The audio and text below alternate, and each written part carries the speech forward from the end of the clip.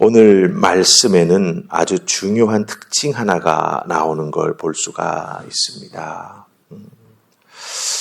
그 특징이 뭐냐 하면 11장 12절에 나오는 말씀인데 그것이 결국 12장 전체의 내용을 대표해서 우리에게 보여주고 있다라고 하는 것입니다. 11장 12절에 나오는 그 특징이 뭐냐 하면 하나님은 이스라엘 백성들을 거짓으로 속임수로 일관하는 백성이다. 네. 하나님을 속이는 백성이다라고 하는 거죠. 그리고 하나님을 향해서 정해진 마음이 없는 백성이다. 이렇게 말씀하시는 걸 보게 됩니다. 여러분들, 왜 이스라엘 백성들은 거짓과 속임수로 그리고 하나님 앞에 마음에 정함이 없는 소유자라고 이렇게 하나님이 딱 말씀하실까요?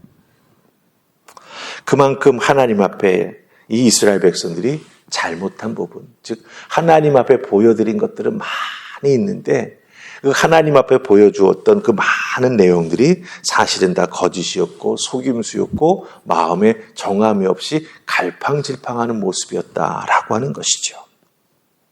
하나님을 예배하는 것 같았으나 실상은 가만히 들여다보면 우상을 예배하고 있었고 여호와 하나님과 우상 사이에서 정말 분명한 믿음의 태도를 가지지 못했고 우리 하나님이 가장 싫어하시는 이것도 좋고 저것도 좋고 혼합주의적인 신앙의 행태를 가지고 있었기 때문에 하나님은 이스라엘 백성들을 향해서 거짓과 속임수 그리고 하나님을 향해서 마음에 정함이 없는 백성이다. 이렇게 말씀하시는 것을 보게 된다라고 하는 것입니다.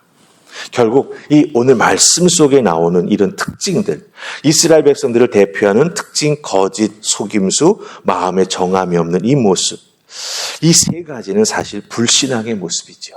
그렇죠? 이 불신앙의 모습을 가지고 이스라엘 백성들이 계속 살아왔다라고 하는 거예요. 근데 그 살아온 모습은 결국 자기들이 뿌린 씨앗이 되는 거죠. 당대에서만 그렇게 끝나는 게 아닙니다. 부모 세대가 그렇게 살아가는 모습을 보면 어떻게 되죠? 자녀들도 그렇게 살아가게 된다라고 하는 거예요. 그래서 이스라엘은 계속해서 하나님 앞에 반복되는 죄, 거짓과 속임수와 하나님을 향한 정함이 없는 마음, 그 신앙생활을 하면서 하나님 앞에 정말 징계받고 징벌받는 인생이 된다라고 하는 것이죠. 뿌린 대로 거둔다라고 하는 게 세상의 이치입니다. 맞습니다. 그렇다면 거짓과 속임수와 하나님을 향해서 정한 마음 없이 자기 편한 대로 바람 부는 대로 흔들리는 신앙을 살아왔다라고 한다면 하나님 앞에 어떻게 되겠습니까? 심판받아야 되죠. 그렇죠? 하나님은 거룩하신 분입니다. 공의를 행하시는 분입니다. 죄를 지은 자에게는 대가를 꼭 지불하게 하십니다.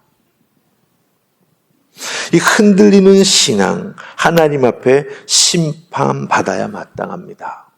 어떤 의미에서 보자면 하나님의 심판은 사실은 그 심판받는 자들의 입장에서는 끝을 의미합니다. 거짓과 속임수와 정함이 없는 마음과 신앙생활, 그 결과는 하나님의 심판이라고 하는 거죠. 이것이 바로 이스라엘 백성들 앞에 놓여있는 심각한 문제가 된다라고 하는 것입니다. 그래서 하나님은요, 호세아 선지자를 통해서 돌아오라고. 너희들의 상태가 이렇지 않냐? 바람난 여인과 같지 않냐? 그럼에도 불구하고 돌아오라 말씀해주고 계십니다. 이 하나님 돌아오라고 말씀하시는 이 음성을 사실은 이 이스라엘 백성들이 제대로 듣지 못하고 깨달아 알지 못하고 있다라고 하는 거죠. 사실은 이게 문제가 된다라고 하는 거예요. 그럼 우리는 이 문제, 이스라엘 백성들이 당하고 있는 이 문제, 그들만의 문제일까요? 아니라고 하는 거죠. 때로는 우리들의 문제이기도 하다라고 하는 것입니다. 하나님 앞에 정함이 없는 마음으로 살아간다. 이스라엘 백성들의 마음만일까요? 아니요. 우리들의 마음이기도 합니다.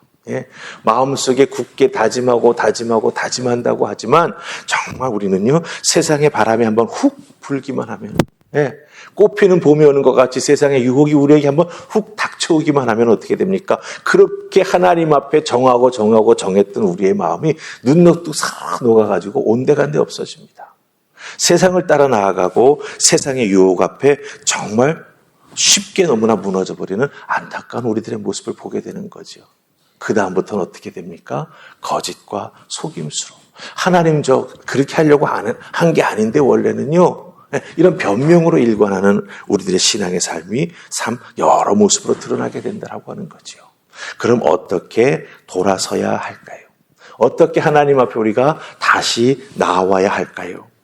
오늘 말씀 속에서 호세아 선지자는 우리가 돌아설 수 있는, 이스라엘 백성들이 돌아설 수 있었던 은혜를 입었던 그 모습을 우리에게 알려주고 있다라고 하는 것입니다. 자, 우리 12장 3절로 5절까지 말씀을 보십시다.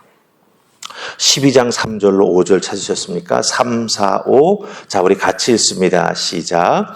야곱은 모태에서 그의 형의 발꿈치를 잡았고 또 힘으로는 하나님과 겨루되 천사와 겨루어 이기고 울며 그에게 간구하였으며 하나님은 베델에서 그를 만났고 거기에서 우리에게 말씀하셨나니 여호와는 만군의 하나님이시라 여호와는 그를 기억하게 하는 이름이니라. 아멘.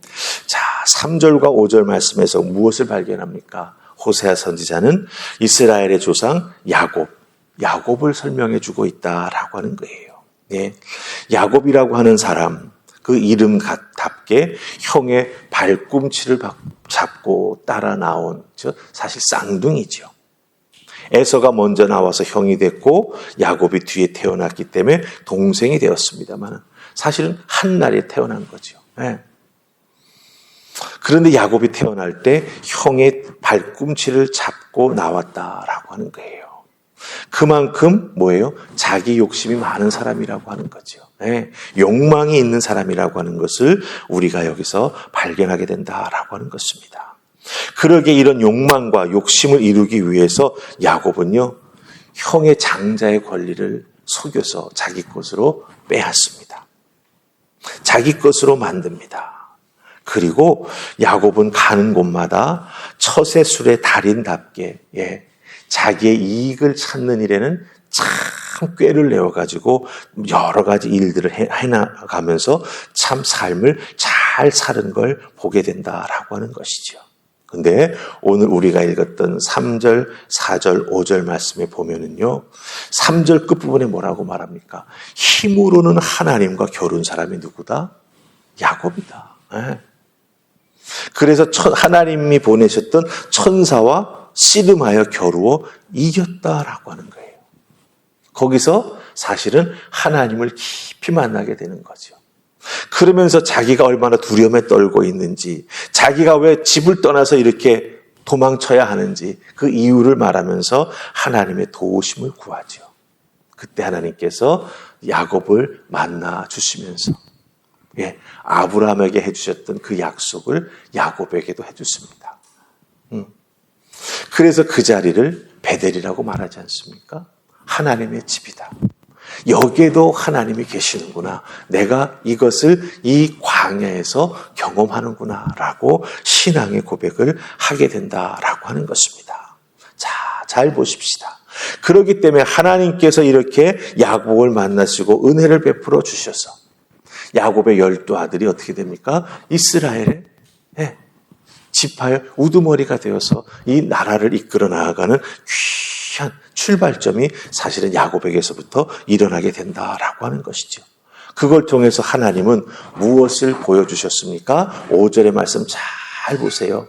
여호와는 만군의 하나님이시라. 여호와는 그를 하게 하는 이름이니라. 이렇게 말하고 있습니다. 중요한 것은 무엇입니까? 이 하나님이 나에게 무엇을 어떻게 해주셨는지를 기억하고, 그렇죠? 기억하는 것뿐만 아니라 그 기억 속에 나를 만나주셨고 살아 역사하셨던 하나님의 체험, 그걸 통해서 내가 그때 믿음으로 어떻게 응답했는지 그것을 기억하고 그 믿음을 다시 일으켜 세우는 것. 꺼져 있던 내 신앙의 불에 다시 불꽃을 붙여 일으켜서 활활 타오르는 신앙의 불꽃으로 만들어 가야 한다라고 하는 거예요. 단순히 과거를 회상하는 것에서 끝나는 건 안 된다라고 하는 겁니다. 그때 참 좋았지 그러면서 이러면 안 돼요, 여러분들. 여러분들 쉽게 말해서 한때 신앙 좋지 않았던 때가 어디 있습니까? 그렇죠? 네. 과거에 우리 집에 금송아지 없었던 때가 어디 있었습니까? 화려했던 과거는 다 있습니다. 중요한 건 지금 나의 신앙이 만약 바닥을 치고 있다면, 그렇죠? 그 바닥에서 일어나는 우리가 되어야 된다라고 하는 거죠. 이스라엘 백성을 향해서 하나님께서 너희는 거짓이다, 너희는 속임수다, 너희는 마음에 정함이 없는 백성이다, 그렇게 말씀하시는 것처럼 내가 그 말씀에 비추어 보니 내가 하나님을 믿는다 하지만 사실 진실함이 없었고 헌신한다 하지만 100%가 아니었고 하나님 앞에 마음을 정하고 신앙생활 한다고 했지만 늘 한 발은 세상에 걸쳐 놓았고 혹은 발 한쪽을 빼기 위해서 준비하고 있었던 나는 아닌가, 우리가 돌아볼 필요가 있다라고 하는 거죠. 그래서 거기에 대해서 분명한 깨달음이 있을 때 하나님 앞에 나아가 나의 잘못을 고백하며 하나님의 말씀의 은혜, 나를 도와주셨던 하나님의 은총 앞에 다시 내가 세워질 수 있기를 간절히 소망합니다라고 고백하며 나아가는 우리가 되어야 한다라고 하는 것입니다. 과거의 회상만으로 만족하지 마시기 바랍니다. 거기에서 한 발자국 더 나아가는 여러분이 되셔야 한다라고 하는 것입니다. 우리 6절 말씀 같이 읽습니다. 찾으셨습니까? 자, 시작. 그런즉 너의 여호와께로 돌아와서 인애와 정의를 지키며 항상 너의 하나님을 바랄지어다. 아멘. 예, 하나님께로 돌아와서 거짓과 속임수로 가득 찬 너를 어떻게 하라? 인애와 정의로 대신하라고 하는 거예요. 그 거짓과 속임수는 하나님을 사랑하는 마음이 인애는 헤세드입니다. 이것은 하나님의 한량없는 사랑을 의미합니다. 정의는 무엇입니까? 하나님의 공의요, 하나님의 거룩함입니다. 그것으로 다시 그것을 채워 나아가라고 하는 겁니다. 그 다음에 뭐라고 말합니까? 항상 너의 마음은, 너는 너의 하나님을 바랄지어다. 마음을 정하라고 하는 거예요. 흔들리지 말라고 하는 것입니다. 하나님께 돌아와서 하나님을 만나고 인애와 정의로 하나님 앞에 예배하며 말씀으로 자기를 돌보면서 하나님 앞에 나아가 기도하며 하나님을 향한 믿음이 흔들림이 없는 여러분이 되셔야 한다고 하는 거죠. 그러기에 이 새벽은 복된 새벽입니다. 왜 복됩니까? 하나님 앞에 나와 우리가 하나님을 만나지 않습니까? 그럴 때 하나님께서 우리에게 인애를 베풀어 주시고 하나님 말씀을 통해서 우리가 무엇을 지키며 나아가야 하나님 앞에 정하면 그 흔들림 없는 믿음 생활에 나아갈 수 있는가라고 하는 그것을 은혜로 주신다라고 하는 거죠. 그것을 붙잡고 오늘 하루도 여러분의 신앙생활 속에서 삶의 자리 속에서 하나님만 바라며 나아가는 그 은혜가 있기를 주님의 이름으로 축복합니다. 아멘. 우리 기도하십시다. 좋으신 하나님 은혜 감사합니다. 오늘도 주신 말씀 저희들 꼭꼭 씹어먹어 소화가 잘 되어서 오늘 하루 우리들의 삶에 귀한 은혜가 되기를 소망합니다. 힘이 되기를 소망합니다. 아버지 주시는 은총이 되기를 소망합니다. 축복하시고 오늘도 다함이 없는 우리를 향한 하나님의 사랑 앞에 감사하며 흔들림 없는 믿음의 사람으로 살아가는 우리 모두가 되게 하여 주시옵소서. 감사하고 예수님 이름으로 기도하옵나이다. 아멘.